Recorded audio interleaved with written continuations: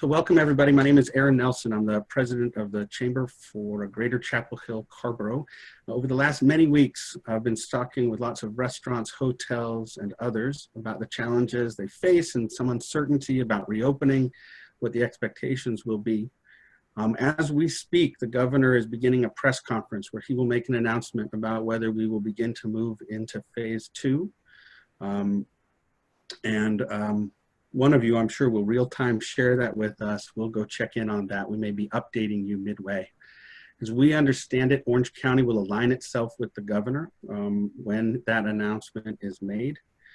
But many of you have asked for some direction and guidance about reopening your restaurants, some of which have been closed for a little while. What will the health department be asking of you? And so we have, they've been sending great memos, but we thought we'd have them in person. So I'm going to introduce Quintana Stewart. She is the Orange County Health Director. And then I will introduce Victoria Hudson.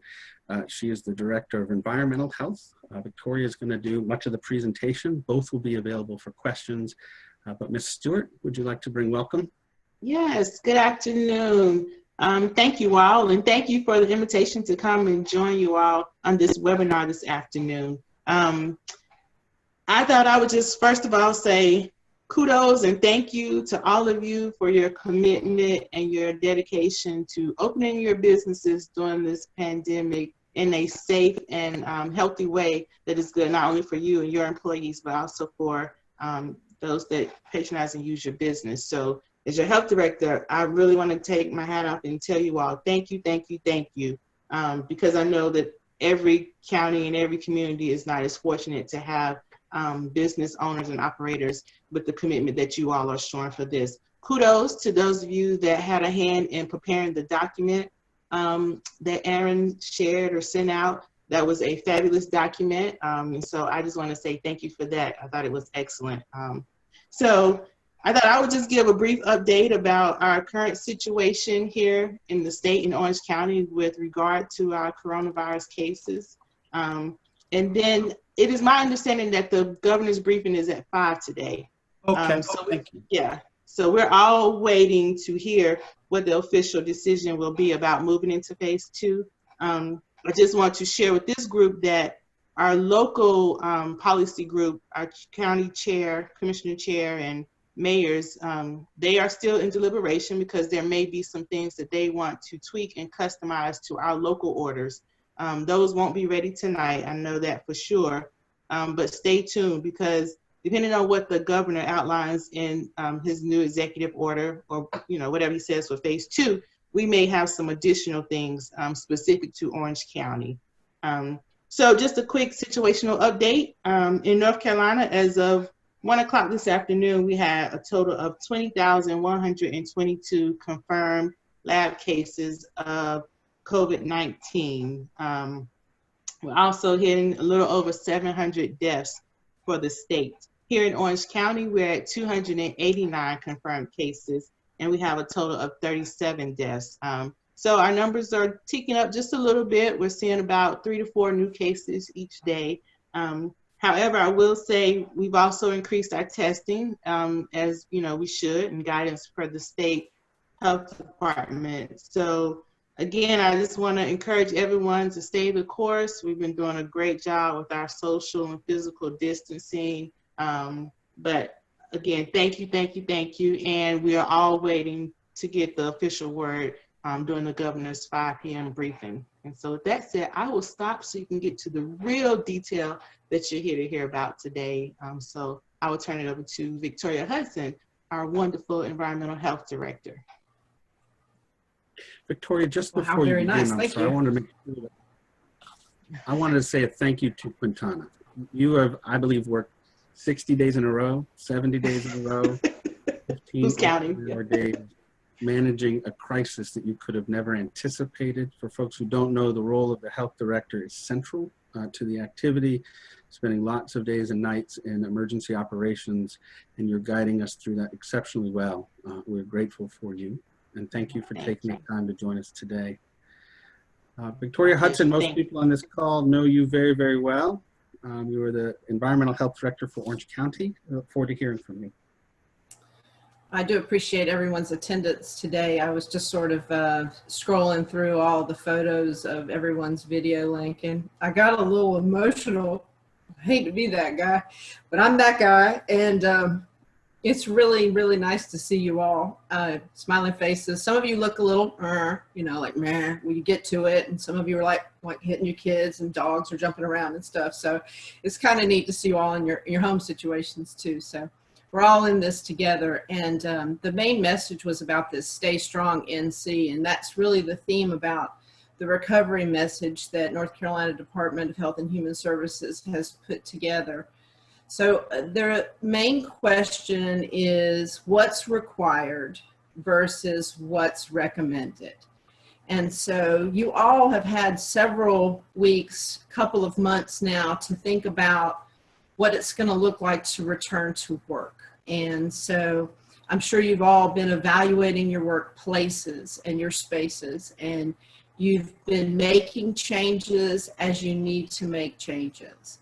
And, you know, some of you have written plans and have sent us the written plans, and they're very comprehensive in many cases, you know, like, hey, this is what we're going to do. We're doing this, this, this, and this. What do you think about that? So we appreciate being included in some of your decision making, and we're glad that you trust us, and we wouldn't do anything that would cause us to lose that relationship. So, you know, we want to be here for your training needs, and that information about the Count on Me NC, that is the state's answer to helping out with training needs to get into recovery. But also know that anytime you need something from us that's very site specific, we're always there. Just contact the person who does your inspections. Your environmental health specialist is there, and they love to work with you guys. A lot of you have given us ideas about how you want to engineer things, how you want to put up partitions and move your tables. And so we're not, you know, a specialist in that, but we'll be happy to listen and help you measure and hold the other end of the measuring tape. And so those administrative controls that you've put in place already about how you're handling, you know, your disinfectants and what you want to use, and those worries that I know we all have about whether or not we're going to be able to access enough PPE for these plans to happen. And so that's all very important. So I'm going to share my screen now. For those of you watching at home, if it's easier for you and she shares her screen, you can grab the bar in the middle and slide it to the right. That'll make her screen much, much larger. You can read it a little easier if you're using a laptop or desktop. Go ahead. I'm sorry, Victoria. So this was the document that was released yesterday. It came from Larry Michael, who is the State Environmental Health Director. Notice that it says interim guidance for restaurants. I believe that this is also going to be guidance that needs to be used for bars, though I've not been told that, but that is my prevailing thought. Because I don't know what ABC and ALE might be doing for bars, but if there's people on the call who are operating private clubs for mixed beverages, this might be something that you could look forward to seeing, perhaps, if you haven't gotten already. You know, by all means, correct me. But this guidance says May 22nd. That is Friday. We do not know that he is going to say today at 5 o'clock that it's going to be Friday. And I think we need to all accept the fact that that's very possible that he would change the date. But let's say it is Friday, which is 2 days from now. This document has a couple of parts to it. There is a section on social distancing and minimizing exposure, a section on cleaning and hygiene, and section on monitoring symptoms. There are other sections included involving protecting vulnerable populations, combating misinformation, water ventilation systems, and additional resources. The things that you are required to do are in the first three sections: social distancing, minimizing exposure, and then cleaning, hygiene, and then monitoring for symptoms. So let's get down to it. What is in red here is required. Restaurants are required to ensure social distancing. This gives you some information about 6-foot separation between tables and also groups of people who might be sitting at a counter or a bar. They have to be separated by 6 feet. The permission of people in your establishment cannot exceed 50% of the maximum occupancy stated in fire capacity. Your fire capacity might be on a certificate on the wall already provided by the fire marshal of your jurisdiction. If you do not have one, do not worry, because you do still have one.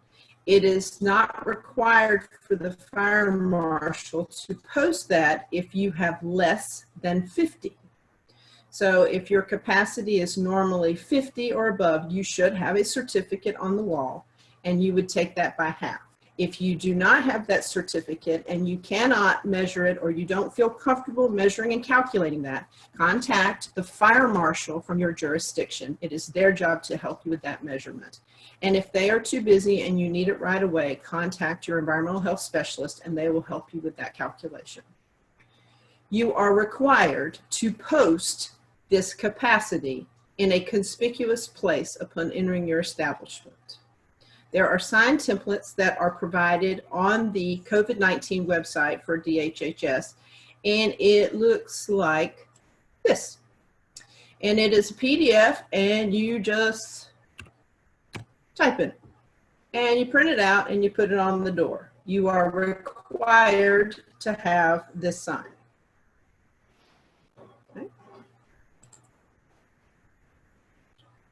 You also must post signage about Know Your W's. Now you know what the Know Your W's looks like.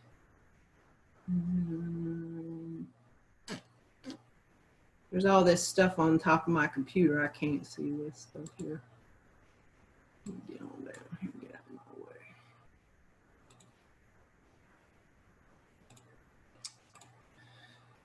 So the Know Your W sign is not quite like this whole sign here, and it is just this part here in the center with the wear a cloth face covering, wait 6 feet apart, avoid close contacts, and wash your hands often or use hand sanitizer. You are required to post the sign.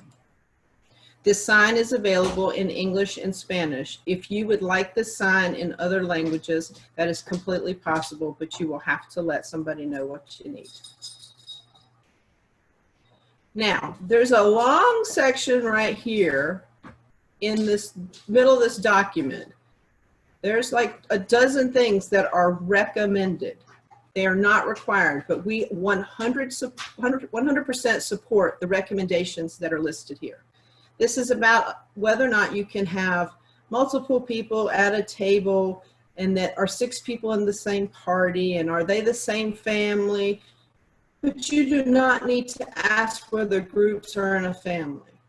I think this is one of those things where we have to educate the public about them coming in. Don't let there be multiple parties sharing a table. You know, the days of the community table are currently in suspension. Requiring patrons to wait outside with markings to ensure 6 feet. That's not going to be really great, like July 29th. Provide hand sanitizer. This is recommended that you provide hand sanitizer at the entrance when available. We support that. That is a very good thing, because then, the number one way to prevent you contaminating things with your hands is to wash your hands thoroughly. However, when you can't wash your hands, the hand sanitizer is something that is preventing the COVID. So we know that we don't want everybody taking off and running off to the bathroom, and now you've got a problem with a bunch of people being in the bathroom. So providing hand sanitizer sort of breaks that up and gives people an opportunity to sanitize their hands. Providing education to employees on how to wear, remove, wash, or dispose of face coverings. Installing physical barriers. Advising all wait staff to stay 6 feet away from customers. Advising all employees to stay 6 feet away from each other. Staggering seating times. Consider alternative options to gathering lots of people in a small area. Having staff meetings virtually. Reducing Condiments and that sort of stuff. Things that people will be touching. Continue to provide takeout. Use rolled utensils and discontinue preset table settings. All of those things are really good ideas, and you need convincing about any of these, you let me know, and we'll give you the exact rationale why these are all wonderful ways that you can ensure another layer of protection for your staff and for your customers. There's a section here on cloth face coverings, and so the comment here, it is strongly recommended. This is one of those things that I really wish somebody would just come out and say it's just required, because there's literally 2 kitchens in all of Orange County where people working in the kitchen can be greater than 6 feet away from each other. In the course of a business day, your staff is side by side. There's someone at fry, there's someone at saute. They're all moving back and forth. The dish washing staff is bringing things and taking things, and your wait staff's in and out. It would be very, very, very inefficient for people to try to stay 6 feet away from each other while they're trying to conduct business. So the businesses providing face coverings is encouraged. And Mr. Nelson here can give you access to some resources that he's worked on about making sure that you all have access to having face coverings. And then, of course, there's a number of ways that you can provide cloth face coverings, or you can instruct and help and support your employees to make their own face coverings. I know that there's probably a lot of questions about that, but I'm just going to go back. This part where it says it's red is required.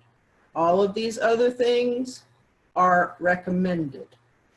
And so I'm going to use this Count on Me website. From the Count on Me website, there are a list of things that they say about changes to normal operations. Oh, no. Hush. Self-service operations and buffets should remain closed if practical. I just got an email today asking about buffets. So the feeling about buffets is, and very early on, before we had executive order restrictions on food service and people were asking for recommendations, I would say this was around the end of February or so. We already say many of these things, and it's just kind of working in reverse. Let's work our way back out of this. Is it really worth the risk that people are taking to have self-service areas open? There was also a question today about what if it's just the beverage station? And well, it's a multi-use cup. So what if they got a clean cup before they refilled at the self-service area? It is highly recommended that self-service areas remain closed. I know that some people have salsa bars and condiment bars and various things that they're providing. We have very few establishments that use the buffet type concept. So those would be the ones that really would need to change. But if you have to have something like that, this recommendation about switching to cafeteria style service, which is like that buffeteria that people still get to pick what they want, but there's an employee who is the one who is handling the utensils. This really minimizes the risk that people are taking on themselves between consumers. It's not just between the staff and the food and the consumer. It's now in between consumers that you're protecting. So that's in good information. And so I highly recommend that you go ahead and start your Count on Me North Carolina trainings here. Soft service condiments is one of those things that early on we ask you to sort of go ahead and take those off the table. Ketchup bottles, Worcestershire sauce, hot sauce, those bottles can be wiped down. We wouldn't want you to really disinfect them per se, but we would want you to use your sanitizer. And again, is it really worth it? If nobody in the group, none of you want to be linked to something called a contact tracing incident. And it certainly wouldn't want to be for something that where there would be contact with a contaminated surface. The contaminated surfaces are certainly lower risk than the close personal contact of droplets, but it's still something that is part of the risk. So it says disinfectant should not come into contact with food itself.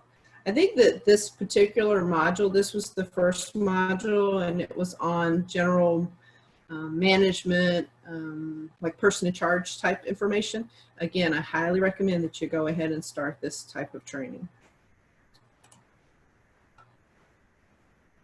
The next part about cleaning and hygiene. Yes, sir. If I might, that training is free to them, right? This is an arrangement between the North Carolina Restaurant and Lodging Association, Cooperative Extension, visit nc.com, and DHHS. And they've created, hopefully you all have seen these modules. You can count on me. Is that it? You can count on me? It's countonmenc.org. Perfect. Training for back of house staff, front of house staff, management. It's really clear. Yes, it's super clear. The other part where restaurants are required about cleaning and hygiene is that ongoing and routine environmental cleaning must happen on all high-touch areas. So again, let's talk about this word disinfection. For everyone on here who's a food person, you know this word is only going to be for non-food contact surfaces. Disinfection cannot be used on your food contact surfaces. You'll want to continue to follow the North Carolina Food Code and do those things that are required for food contact surfaces. You may do them more frequently than what the code is recommending if you want to add another layer of protection, but do not use disinfection on food contact areas. That is another thing we want to avoid. But your high touch areas such as doors, doorknobs, handles, even the handles on the exterior of equipment, those kinds of things can tolerate the disinfection levels, and you need to be using an EPA approved disinfectant for what it says, and you have to use it the way it says to use it. So really look for those disinfectants that have a shorter contact time. Some of them have contact times of 10 minutes, and that's not something that's going to be feasible during your operating hours. So the increased disinfection during peak times and high customer density times, and all shared objects. So for anyone who's worked in childcare in North Carolina knows that there's this concept where they have a basket where the dirty toys go. So children who are like mouthable age, you know, they chew on something, the child care operator, as soon as the child is done with it, has to grab it from them and put it in this dirty toy bin. And whenever I read something like this, I think, man, you know what they need? They need a dirty toy bin. That means that there's some communication that those items have been in contact with somebody. You know, like if it's your receipt holders or your some sort of condiment holder, or maybe those little menus, any part of the menu. If you're not already thinking about using paper menus, now would be a good time to think about using paper menus.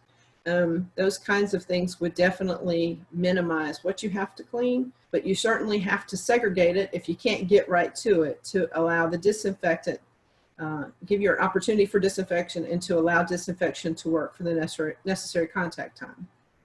And then, of course, the other thing you're required to do is promote frequent use of hand washing. Well, you're already washing your hands according to the North Carolina Food Code. I'm 100% certain. And that's plenty of hand washing for your kitchen staff. Your front of the house staff, they're a little bit less washing their hands under normal circumstances, and they're the ones that need to wash their hands to protect themselves. That is utmost importance. And so the training that goes for your front of the house staff when you go to do your Count on Me NC really emphasizes the places where front of the house staff need to concentrate on hand washing. And then here's a list of other recommendations. We've already talked a little bit here today about some of the things about self-service food, use disposable menus, use disposable linens, you know, all of those things I'm sure you've already looked at when you were evaluating your workplace to come for a reopening. The next section, monitoring symptoms, is required to conduct daily symptom screening. They've developed this form called non-healthcare employee symptom screening, which asks the questions that you've probably heard repeatedly. Have you had close contact in the last 14 days with someone diagnosed with COVID? Or has any health department been in contact with you and advised you to quarantine? It's a yes or no algorithm. Yes says that the employee should not work. No means the employee can work.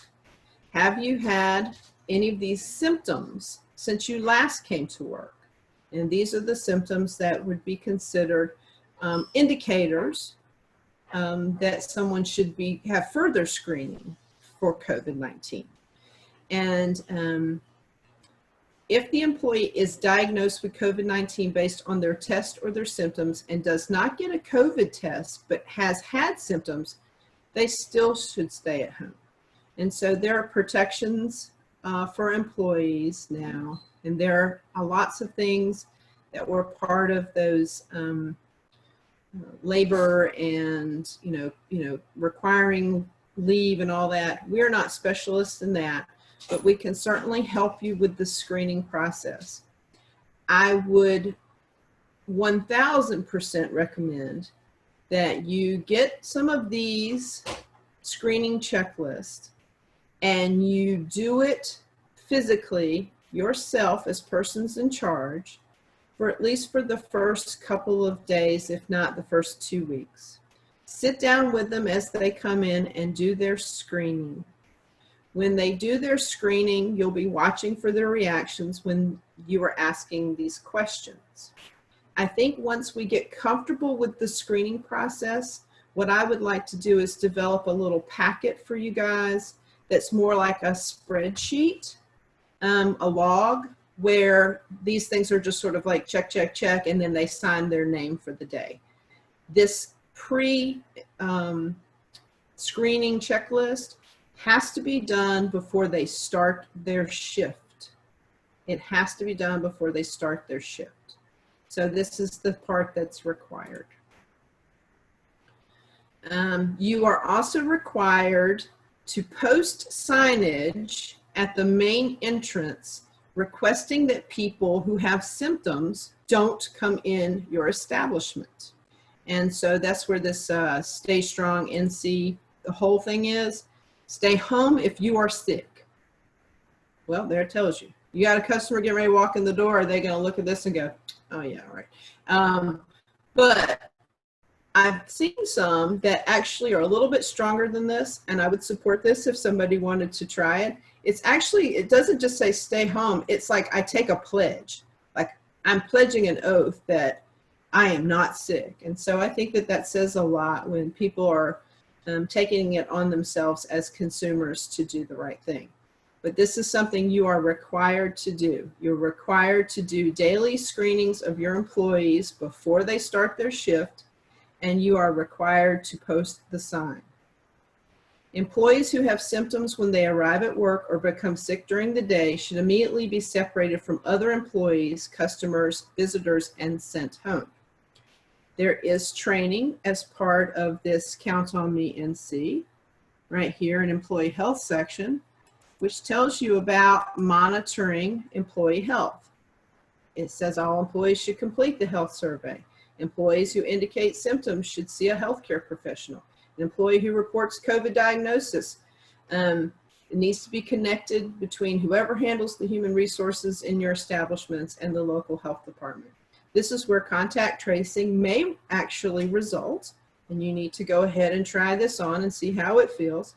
But if you have an employee who has a positive COVID test and they do contact tracing, they're going to notify your other employees, possibly, that they were exposed to someone who had COVID-19. So that's something that is also required. And I'm not going to read the rest of this to you, but this was the important part. So I'm going to tell you again, there are 5 things you are required to do. You have to do the physical separation between tables and other counter seating.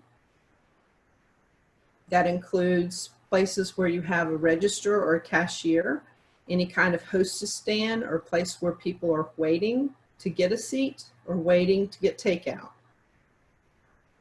You must post the occupancy sign. You must post the Know Your W sign. You must disinfect high-touch areas frequently and disinfect shared items in between each use, like the menus. And you must do daily screening of your employees. You're already watching the hand washing, but okay. Does anybody have any questions about this? How often do you think, how long do you think the daily checks will go on? Who will decide when those are no longer required? Because all of this is part of phase 2's executive order, it again would be up to probably Governor Cooper through Dr. Cohen's guidance. And I'm sure it will be 100% relative to keeping control on the COVID spread. And so what I would say is that optimistically we could see it through phase 3 beginning. Victoria, I'm really grateful. That was really clear. For folks who joined at the maybe halfway through, we are recording the whole thing. You may want to go back and watch this. You may want to show this all to your staff and have everybody watch along. The document that Victoria has been using, will you remind folks where they find that? Well, it was emailed to every establishment that serves food in Orange County on yesterday evening. But it will be on our website. Kristen Prelip, our PIO, is on this, and so she could probably tell you a little bit more where you can find it. We also have posted, you'll find it on the state's site, your site, and then for those of you who want to sort of snip and cut things out of the group chat that's going on here, there's an earlier link for that as well.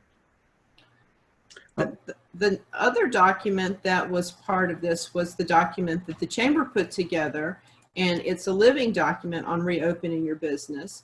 And so it was left kind of open so that it could be changed to accommodate any of the different parts of the executive order relaxing. And there's several pages in here. It also has a good section on cleaning and disinfecting different kind of surfaces. And so this document is obviously on the Chamber's website. It's been linked in the health department as well. So I think all of these items here on how to clean and disinfect were pretty neat. It also has a good, it's comprehensive and it covers a lot of other kinds of businesses that would be trying to reopen if they've been closed or want to open up to more customer activity. Which, like manufacturing or the bank or massage therapy and things like that. So I think that this document is something that you need to kind of keep revisiting because it is subject to change. Like the one I have here was the edition that was published on May the 11th. Excellent. That is live as a Google Doc, and we updated it yesterday with your new guidance from the state. So if folks are using that document, they'll find proper links on restaurant. It also has clear instruction on how to put on PPE, how to take it off, who should be wearing what. Are you ready for some questions that have been in the chat? I just want to go back over the Count on Me NC stuff just one more time. Yes, please. So it's just a website that you go to, Count on Me NC, and it opens up opportunities to do training and things like that. Once you have completed the training, you are given a certificate. and each module's not very long, and it is chock full of information. But what I have been told that is to your advantage is that if you take these courses and you get certificates, they are encouraging you to post your certificate as a communication to customers that you have done the enhanced training. It is also something that once you've completed the training and they get your location, they're going to have an interactive map that's going to put your locations where other people can also, look for them. So this is super encouraging that the Restaurant Association really cares for you guys. All right, so now I'm ready for questions. All right, let's do, and if I'm going to go to, you also can raise your hand. You'll do that by clicking on a little button, which is where it says participate. But let me go through. Zoe, I have a quick one while you scroll, Yes, Aaron. Zoe is asking, does 50% capacity include or exclude your staff? You would have to ask the fire marshal that question. It is my understanding that the fire marshal would include your staff. However, when I saw how they rolled out the phase 1 for retail, it did not appear that they were counting staff. It appears that they're only, but maybe there's a factor I didn't see. So I would ask your fire marshal. What we were told in the phase 1 of retail, because retail don't generally have a fire load, they were told 12 people per 1,000 square feet, including staff. So your building's capacity includes all of your people. If there's 30 of you on staff and only one guest, that should count as 31 people in your building. That's our understanding. We'll find clarification from the fire marshal. But Victoria is saying she is not the enforcer of your capacity, correct? That is correct. So Victoria doesn't show up and tell you that you have a capacity problem. The police or the Perhaps we need to talk about enforcement also. Let's do that real quick. Would you like to know who the enforcer is? Yes. So the enforcement of an executive order is the police. So when complaints are arisen by other consumers or whomever brings it to the attention, the enforcement could be a visit by your local jurisdiction and their law enforcement. We are intending to put together an official report. We're going to keep a list and we're going to have records of reports, and we're going to conduct these very thoroughly to look at those places where you have the greatest weaknesses when complaints do come in, if it is substantiated. These records will be kept and they will be public records. So we highly encourage you all to follow the executive order as closely as possible because these will be public records. Victoria, again, this is a capacity issue, so y'all, we may need a follow-up, and maybe there's somebody from zoning or police on this call and they can raise their hands. But a question about the requirement for the occupancy signs in like a hotel lobby versus the restaurant of a hotel. Is there a way to split those? How does that work? I'm sorry, I was on an aside. Yes, I think there is a way to split those, and that would be the fire marshals. I think that anyone from building and fire marshal probably needs to be approached. And so I'll write a note right here that I'd like to find out an answer for that, and I'll get that answer back to you, Aaron. But the requirement to post the sign, again, is not enforced by you.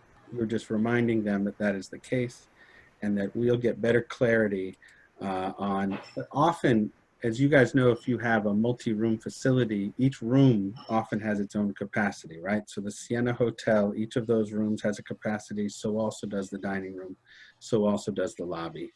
But the requirement to put on the front door your total occupancy, we need to get a little more guidance. A little more guidance on that. There's some questions about outdoor space and indoor space.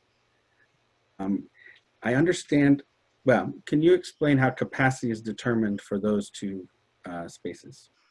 It is my understanding that the outdoor capacity is mostly just going to be about the part of the property you can control, and where you can put the 6 feet of distance between diners. So I don't know if you've seen some talk about how Raleigh's planning on closing perhaps a lane so that they can put more tables out in the street.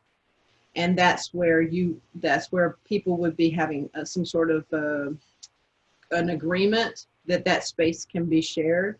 But if you have, 100 feet of road frontage and that's where your alfresco space is, and that's the part you own and control, well, you could have as many people there that you can get there with the 6 feet of distance between tables. So I did see Sarah Polton from the town of Chapel Hill on the call. I'm not going to call you out to give the answer, but let's make a note, unless you do have an answer. Oftentimes your zoning and your permit set also some capacities on indoor and outdoor, and we'll find more information on that.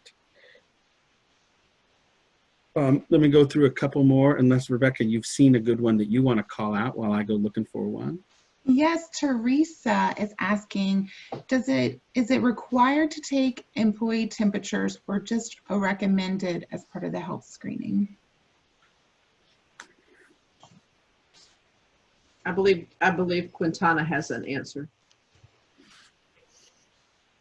Thank you. I was having trouble unmuting. So as the guidance is written from the state, they're not focusing solely on temperature, because what we know about COVID-19, there are other signs and symptoms that folks could have, and they may not have a fever. This is one of the concerns that I will tell you your local policy group is debating and discussing further. Ideally, they would like for us to do screening of temperatures, but we do realize that there's a shortage in supply of thermometers right now. So they are still talking about that. Hopefully, maybe we'll land on just being able to use the attestation of the employee to tell you about their signs and symptoms. But we do realize there is a shortage of thermometers and folks cannot get them. We were having trouble early on in the response getting them for county facilities so that we could do temperature checks as well. Quintana, may a restaurateur or a swimming pool operator ask a guest to leave simply because they are coughing or had a temperature? May you deny somebody's entrance because of exhibiting symptoms? So that again is another tricky one because we have lots of folks with COVID-19 that are asymptomatic. So that is one that I will have to go back to law enforcement and get some more guidance on, because as an owner operator, there are some things that they are allowed to do that may result in some kind of trespassing charge, but I would take that back to law enforcement and legal to get further guidance on that one. That's a great question. We have, for the rest of you, heard concerns. If you are going to take people's temperature and deny people that have a elevated temperature, be prepared for the pregnant person to tell you that my elevated temperature is from pregnancy and not from, or any number of other things. And I would counsel you, everybody, to be checking their own insurance, their legal, on denying somebody access. Now, denying your employee the right to come to work, that is clearer, that you have the ability to ask them to stay home. Victoria, Quintana, you guys agree? If they are exhibiting temperature symptoms. Yeah. All right, let's do, and if you all haven't met Rebecca Dickinson, she's here helping also. She's our Vice President for Membership at the Chamber. Let's see, there's a lot of capacity questions, so I think we'll address some of those. Zoe at Acme has another good question. She wants to know, are there any changes to food and beverage handling requirements specific to COVID? There are none. Don't you like clear answers? Zoe, do you have any follow-up there? Feel free to unmute yourself. You want to ask it directly, Zoe? Go ahead. Can you hear me? Yeah. Yeah, no, I was just wondering, since we're all sort of taking the best information we can get and sort of operating under what we think would be the cleanest and safest way to operate, if there were any recommendations specific around like how often you change gloves, or I don't know, something like that, but That's a great one. Victoria, do you think there will be? That's an age-old argument. It has nothing to do with COVID. We highly recommend people who are not handling ready-to-eat foods not wear gloves, because we don't want people to walk around with this false sense of security that my hands are protected and just be contaminating all over the place. I know we're trying to work on this whole COVID thing, but we still need to protect each other from all of those foodborne illnesses as well, right? So unless there is a recommendation that somebody who's handling money needs to be wearing the gloves, they're just protecting themselves. They need to know that the person, that they're wearing gloves and they can contaminate everything else. And so very much works the same way. We would want people to just follow the food code and use gloves as required. That is really direct, clear, and helpful. Question about aquatic facilities. Will you all be issuing any specific rules, guidance to pools and other facilities like that? We are holding tight for what happens at 5 o'clock. I mean, we need to know. We need to know like yesterday what's going on with aquatic facilities.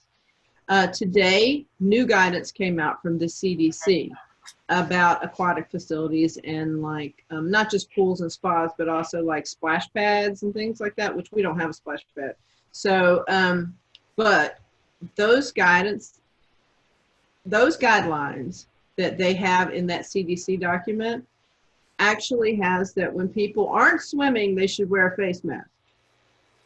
So we were all finding that kind of humorous. Well, at least they didn't ask you to wear a face mask while you were swimming.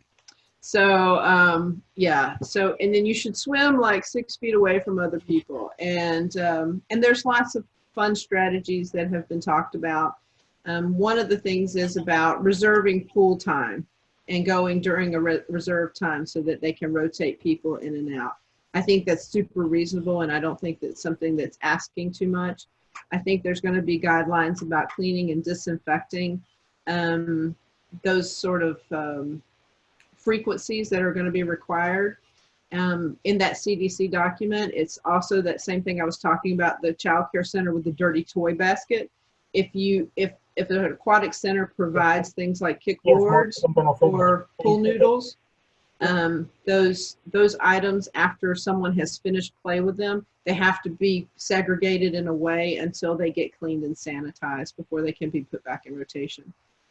Is that clear to everybody? Let me ask again the question on buffets. What I heard you say is they are advised against. Are they advised against or are they prohibited? They are advised against. If somebody had one, would they be required to be disinfecting, and I've got to use the term right, sanitizing like the handles of the serving stuff? What would be your enforcement on a buffet? Our enforcement of a buffet is that clean utensils that are in use have to be cleaned and sanitized at least once every 4 hours. So we're going to go a little tighter than that. We're going to give the same guidance that we do during norovirus season, which is to clean and sanitize, change out those utensils once every 30 minutes. And what that does is it confines the amount of time and how many people could be exposed during that time.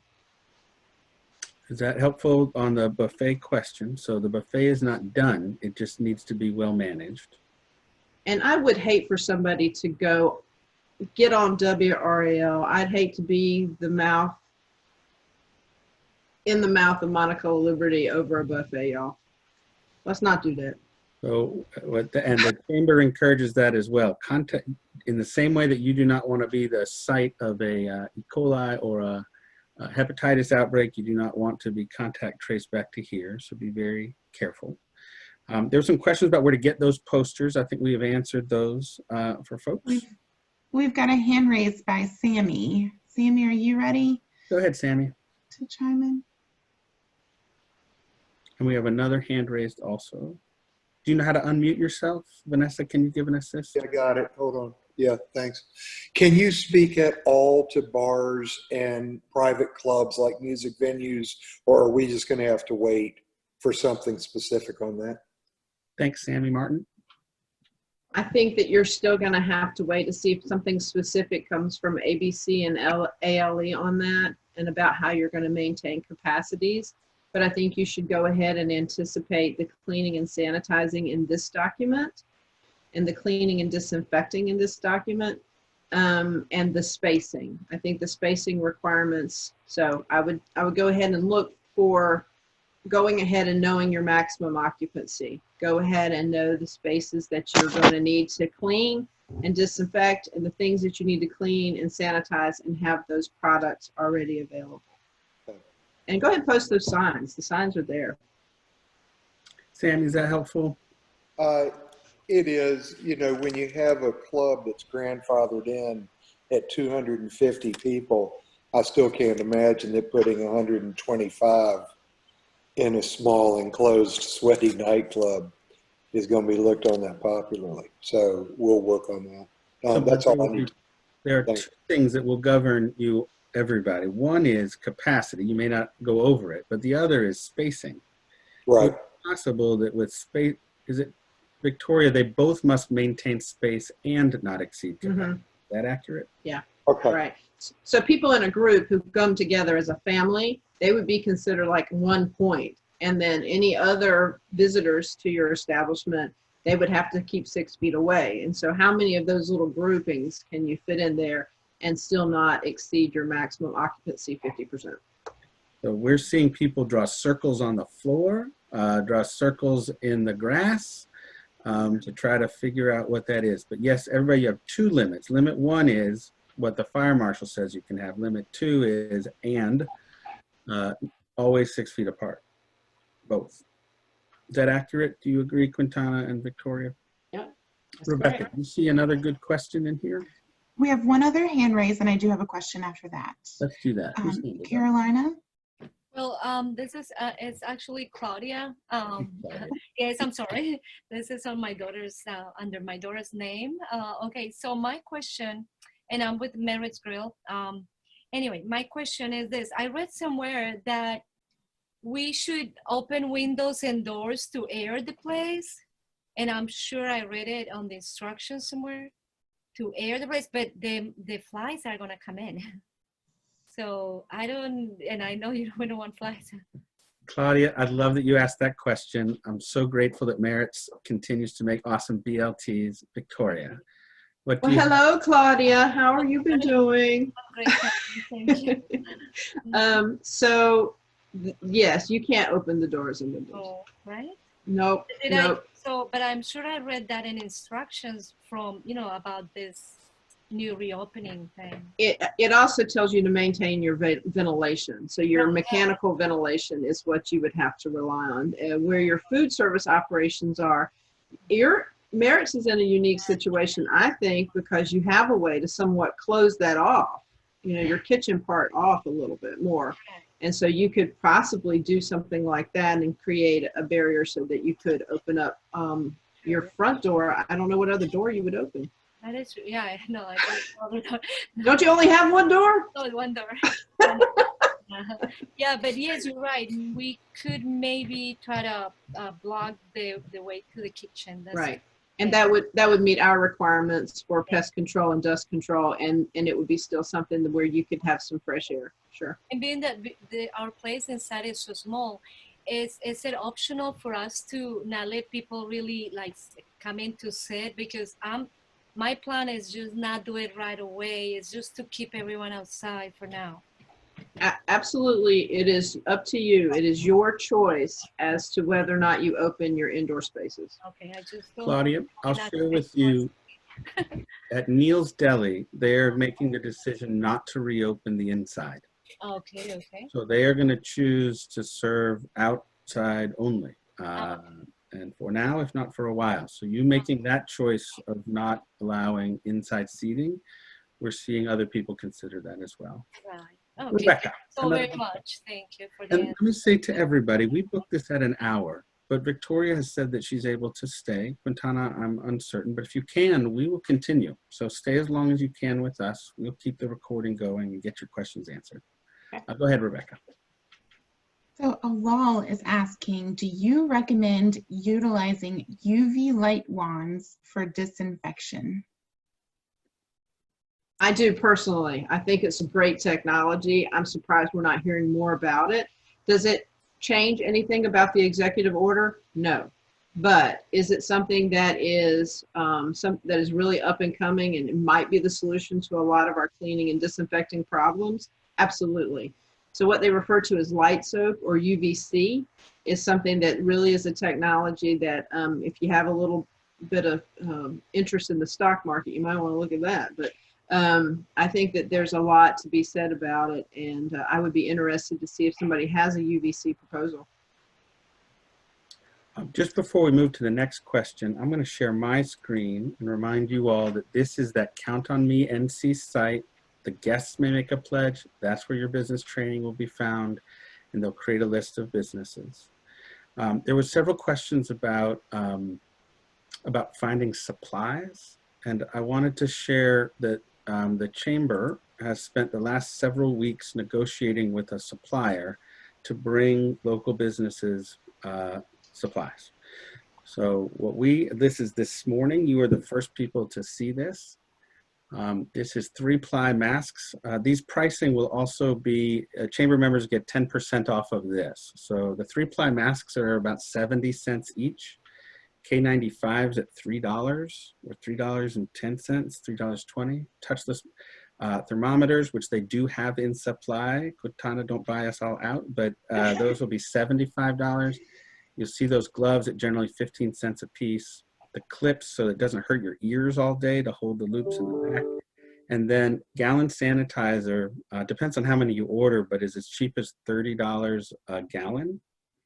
And we're finding that beating most other places. So the site is super easy. You click on what you want. We've also made some go kits, a starter for a small business, some pre-packed, and that you'd click on them, it would tell you exactly what is inside that product grouping, how many masks. So you can order a la carte all you want, but if it's easier for you to do a single sort of purchase, you're welcome to do that. We vetted the company. The guy is a Carolina grad with a long relationship in our area. They are not local at the moment, but we've been real pleased with it so far, and they can deliver to you all of these things in 3 days. This is not going to be where you order, then you pay, then you find out it can't come for 2 weeks. That's unacceptable. So these will be supplies, and again, when you do purchase them, for all of you, simply we'll send out a coupon code, but you'll just type in Chapel Hill Chamber, and it'll take another 10% off of what you're seeing here. So again, that'll bring your gallon sanitizers down pretty cheap.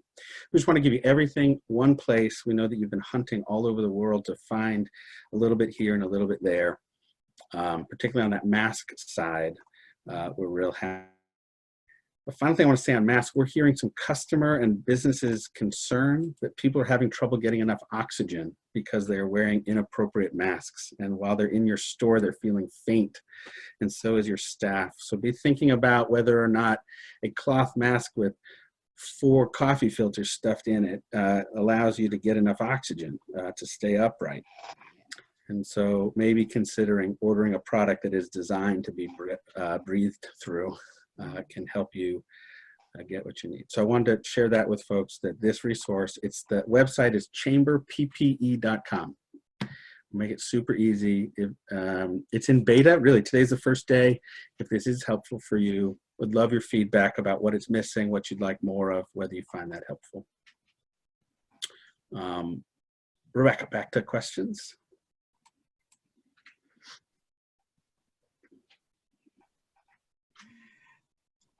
Again, I'm sorry, I was working in the chat. I've shared that link in the chat. Again, it's chamberppe.com, and the code is Chapel Hill Chamber. I've also shared a link for cloth masks in the chat. And if you need sanitizer only, which was what Neil was asking for, Top of the Hill is offering sanitizer locally, and they have a coupon code Chamber20 for 20% off. So a few resources there. Yeah, you do not need to get it through the site we created. We just wanted to give you a resource if you wanted. I did correct the code as Chapel Hill Chamber with all the proper spacing. We also, if you're not a member of the chamber and you want to use, you can also use Downtown Chapel Hill. We've created that code also.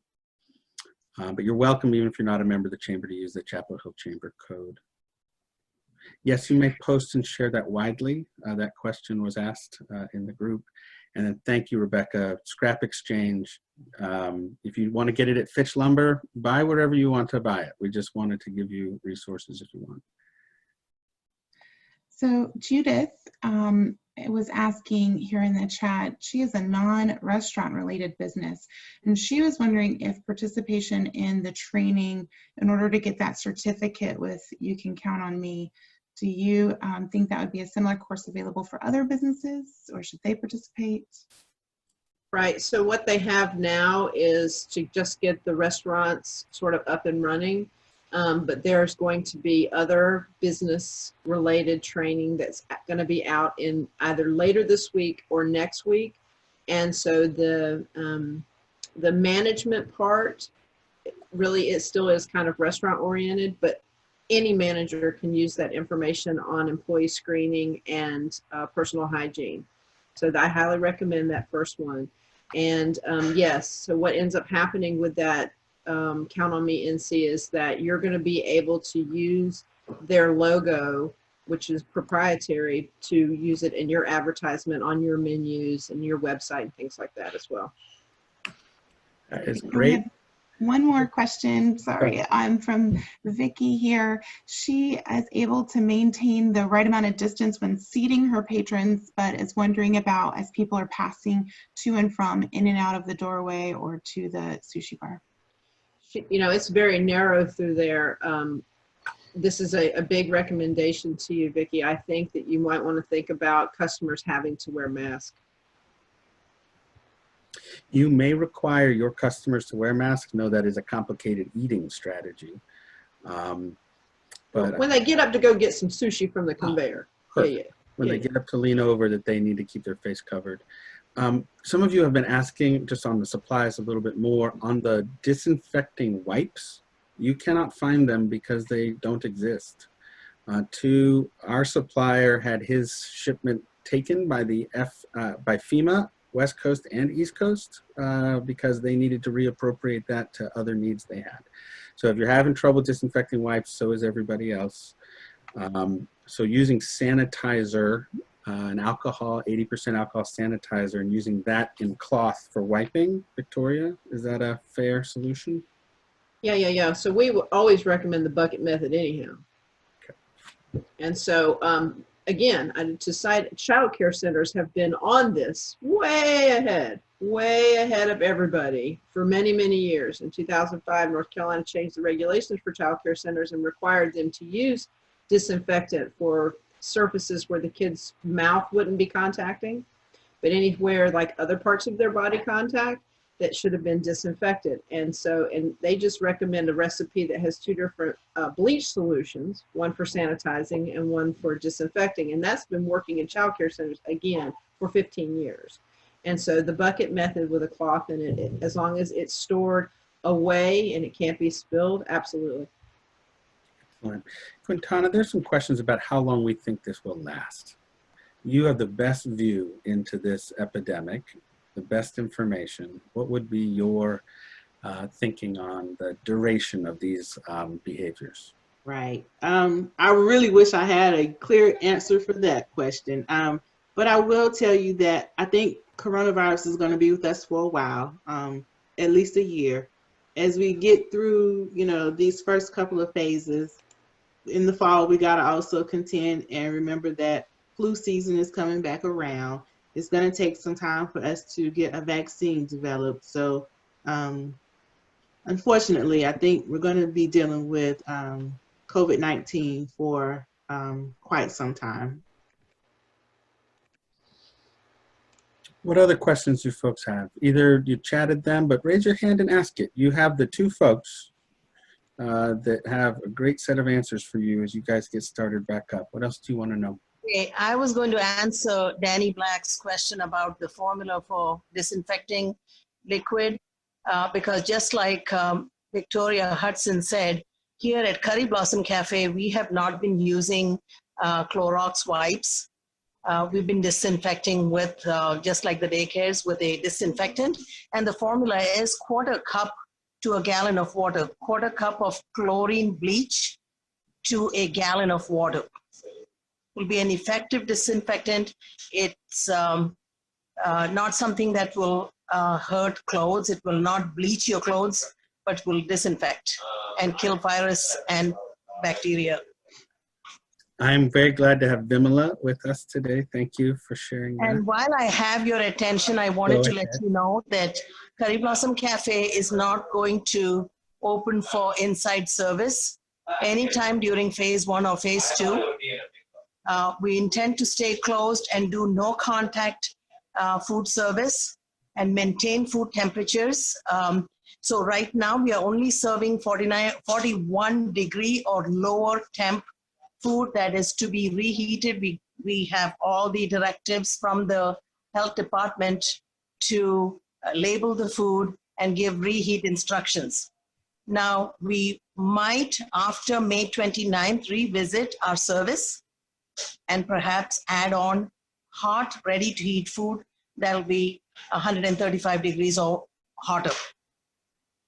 But right now we are not going to open our doors to the public.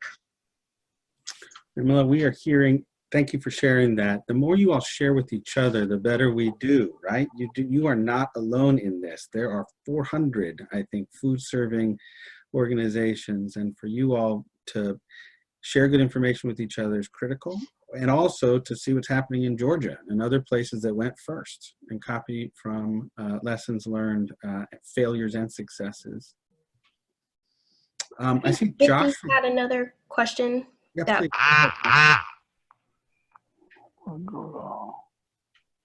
My from Tandoor. Yes, sir. I have a question. My restaurant is like in a basement, is downstairs. What are my options right on the phase 2? Because I'm not planning to reopen. We are just allowing right now for takeout and delivery. I mean, no contact. Second question, the new guideline says we have to have a sanitizer when you enter. But I call my supplier, they are out of it right now. What should we do? Victoria, question about his basement restaurant. Any rules different for a basement restaurant than any other restaurant? Because what I was worried that it might get,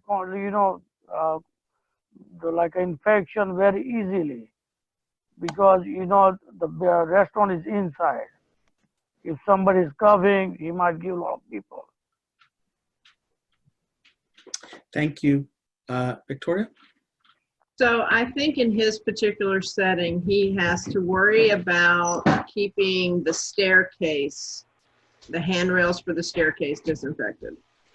That's going to be like almost somebody's full-time job. His restrooms are also at the top of the stairs and pretty much out of oversight of the kitchen or the front of the house staff. And, nobody really sees those bathrooms. So I think that that's really a concern. And if you want Cheryl's on this call. All of the environmental health specialists are on the call as well today. If you would like Cheryl to stop by and take a look and see what maybe she can do, some brainstorming and think about what you want to do about that staircase, that's your first issue. You still have plenty of seating where you can still have probably, 20 to 30% of your tables open without any real issue. I mean, you've got plenty of space down there. And then your ventilation, you're probably going to want to keep the vents really clean and keep the air blowing well. Niraj, does that help answer your question? Yeah, but still my concern is that if somebody has an infection, I mean, you don't know who got what. Because we got a lot of takeout orders from DoorDash, Uber, and Postmates. So what I was worrying that it might get, infection very easily. I think you have a legitimate concern. We've seen like Bar Taco, for example, their takeout they brought outside. So they bring it up, but you could set up a little tent outside. That's what we do right now. That's what we are doing at our base. What I was worried about when you allow dining. So I think I'm not planning to reopen soon for dining. Right now I will go with it Once I feel secure, then I will allow people. So that sounds good or not? Can I do that or not? The question, may you allow people into your restaurant? Yeah, if I don't want them to, can I do that or no? Oh, you may deny entrance to anybody. You can close Okay. your dining room. If the governor says that you all may open, you make your own choice about whether Oh, okay. you are not required to be open. If anybody says, I demand access into your restaurant, Hmm. they have no right to demand access into. Okay, I got you. Thank you. That makes sense. Thank you, sir. Sammy, I see your hand, and then Vanessa, be scanning for other questions, as well as Rebecca. Go ahead, Sammy.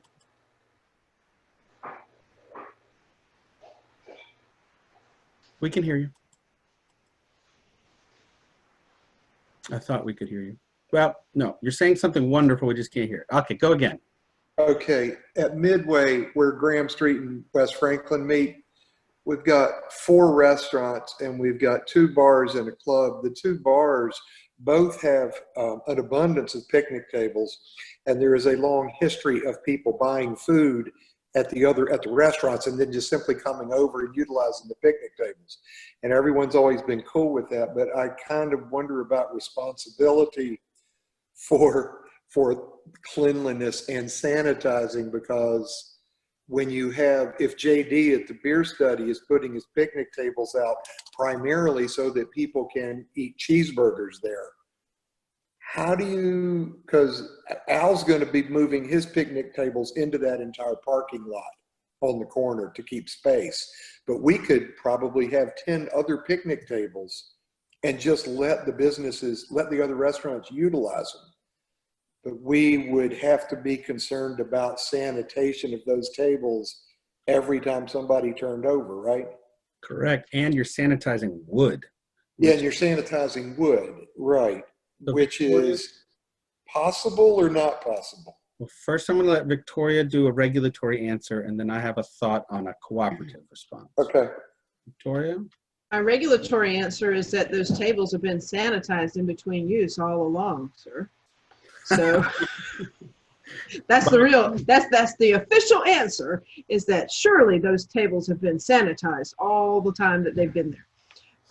Yes, wood is very difficult. We talk about this during plan review. There is not an expectation that a wood table is going to clean like a laminate table or anything like that. We're not, asking you to put any kind of linens or tablecloths or anything like that on there that has to be changed out. I think that a place like the place on the corner that has picnic tables, they're going to have to be responsible for the picnic tables on their premises. Their indoor space, if we go ahead and bring that down to 50%, it's going to bring it down to what, like 4 chairs? And so, and then try to get those 6 feet apart, we might be able to get it. And so his only option at that point would be to looking at putting more picnic tables out if that's what he wants to do, or stretching out what he's got. So he's going to be responsible for what's on his premises. Are we going to be worried about what happens at, 2 doors down? They are not a restaurant. Right. So they are not part of the executive order. Okay. My non-regulatory response is you might think of public seating like that in the same way you all have shared dumpster agreements sometimes. Mm-hmm. Right. That is to sign an agreement amongst you all about what you're going to do, that you all agree that you can use it, and that you clean it on Monday and they clean it on Tuesday and they clean it on Wednesday. But you have, you form agreements with your neighbors to be clear. The town, is Matt Gladdick on the call? If he is, I'd love for him to raise his hand or unmute. We're going to, in both towns and Hillsborough, they're looking at ways to radically increase your ability to be outside. But you'll have to really start thinking about how you're going to manage that space, who manages it. There's a law pending that they're looking at that may give you ABC rights to sell alcohol a little past your normal space, maybe even into neighboring space. But you'll have to start thinking about those formal agreements with your friends and neighbors about managing outdoor dining or sharing space with each other. But still, at a picnic table, it really shouldn't be anybody but family members, right? Well, they should all be able to sit together. The question is when they get up, whose job was it to clean? It was Al's Burgers they were eating, but they were doing it in front of beer study. Right. That's Correct. what I mean by agreement. Okay, got it. Thank you. Appreciate it. We've got a question from Teresa. Teresa, go ahead.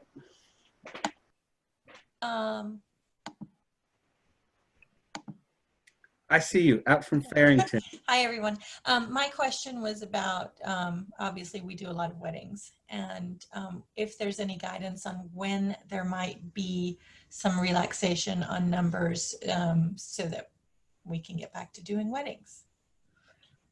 Right. So I anticipate that's going to be part of the governor's announcement this evening. He's supposed to give an update on the mass gathering count. Again, I will tell you that local policy group, they're looking at that particular measure as well. And I don't know if we're going to be more rigid than the governor's guidance. So more to come, just waiting on our local policy group. Quintana, will you tell us who the local policy group is? It's the 3 mayors, the chair of the county commissioners, you. EMS director, county manager, and all of the law enforcement. So sheriff and then the chiefs of all the different towns. So that group huddles and will make a decision about whether or not, if the governor allows you to walk around without a face mask, this group might decide that in Orange County, you have to wear one. While Quintana might not be able to say, I'll say what I think is going to happen. She officially has to wait. I think if the governor does not require you to have your customer-facing staff wear a mask, I believe in Orange County you should plan for being required for your customer-facing staff to wear a face covering. So just be planning for that to happen. Teresa, you guys are in Chatham, which has no separate order. So whatever the governor says today, and Chatham, I believe, has no plans to do anything different than the governor. So governor's orders today should govern for you. But there are often questions about what counts as space, right? That 10 people on an acre versus 10 people in an eighth of an acre. But we're happy to work with you, and Alyssa at Chatham Economic Development is a great resource, Teresa, if you've not spoken to her recently on things like that. Who else? I appreciate 120 of you all remained through our questions.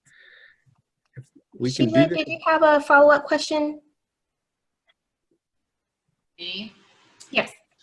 Yeah, I had a question about mask wearing guidance. We are not, as you know, healthcare employees, and wearing masks is new for us, and I fear there may be some anyway, can we get some guidance on how to wear masks? In particular, taking them on, and it's the pull it down to talk to someone, put it back up. Yeah, send us a link. We want to do it right. They're uncomfortable. We're not going to complain. Just tell us what to do. Thanks. That's in the Count on Me NC training. Great. Very clear on masks. And to repeat, Victoria, you may not be required to wear a mask by the health department in the kitchen, but the state order will say that if you're not 6 feet away from somebody, you have to wear a mask. So we're gonna have some overlapping regulations. Is that accurate? I think that's really accurate because even though it won't be explicit that someone who works in a kitchen has to wear a face covering, by the dimensions of the kitchen and the availability to get in and out of workspaces and stay 6 feet of physical distance from a coworker or a customer, I don't see any way around someone having to wear, you have to wear the face covering. It's the only way that you're going to be able to meet the executive order. So while the health department will not have a requirement for face masks in the kitchen for passing health inspection, for you to be compliant with the governor's order, you may need to wear one. Am I saying that accurately? That's very accurate. And I think Vicky had a question about customers Yes, please, Vicki. in mask.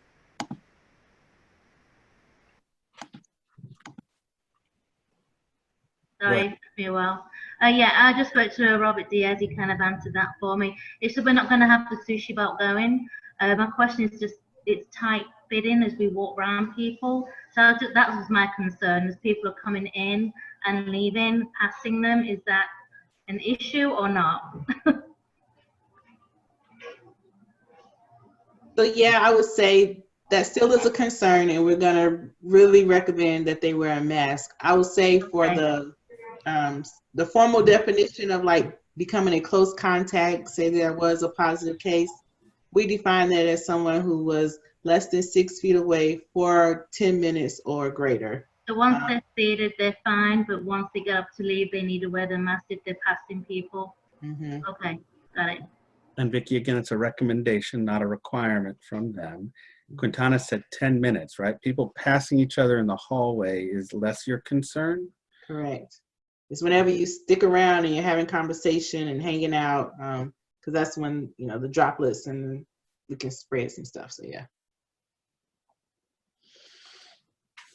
Okay, what other questions would folks like to ask? And then let me ask by a nodding of heads, would it be helpful if in 2 weeks we redid this?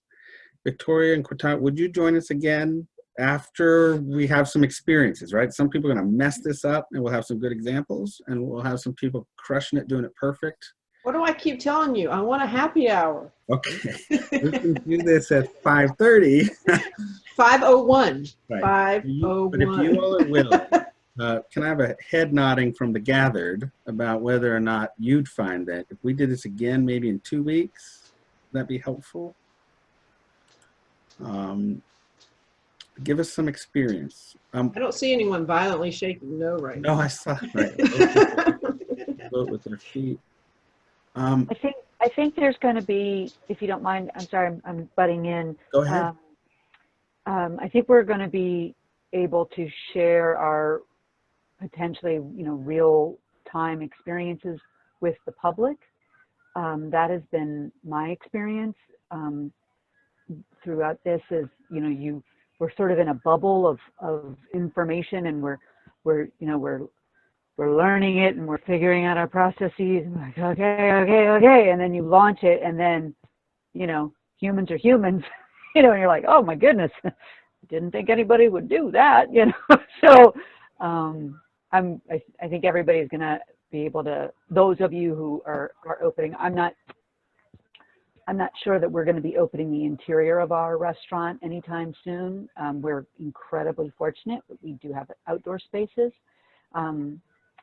with our restaurant, but yeah, I look forward to this again. I've learned a lot so far. Thank you.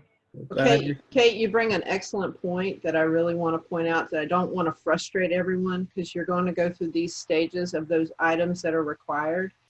And the health director and our PIO on this call could both attest to the fact that all this while, when we have to deal with essential retailers and then the non-essential retailers opening up, you know, to 50%, the disproportionate amount of our calls that ended up being what we call a complaint, some sort of request for service, turned out to be that the customers were bad. The customers were behaving badly. I mean, I'm sure everybody has their own war stories, but it's really scary. It's really hard. I mean, my heart is just like pounding at the idea of actually opening up even the patio, because I cannot believe the how contentious it has become to just use common sense practices to keep people safe. So Yeah, right. I hear you, Kate. We have seen, you might consider, remember when you first opened your restaurant, you did a little soft opening. You invited 10 or 12 friends, or maybe you did it bigger than that. You made sure your register worked, you made sure your staff was trained. If you're going to let people back in, maybe a practice run with friends and family, learn what people touch, what they don't touch. have somebody observe what happens, see how those menus work that are paid. So you don't have to go jump right at it, right? We can ease our way in on some of this. And I know some of your restaurants, I see hotels here, grocery, we've not heard anything. I see Josh from Lever Street. But we know that some of you are going to a slow roll in if you're able to. Some of you, the condition, quite candidly, is really bad. It's the loss of revenue for a dramatic period of time, and the thought of a slow open feels super painful also. But let's count on each other and ask for friends and family to help. And Victoria's team and Quintana's team are going to both be facilitator and regulator, but a posture of assisting you in addition to managing and regulating you. And we really appreciate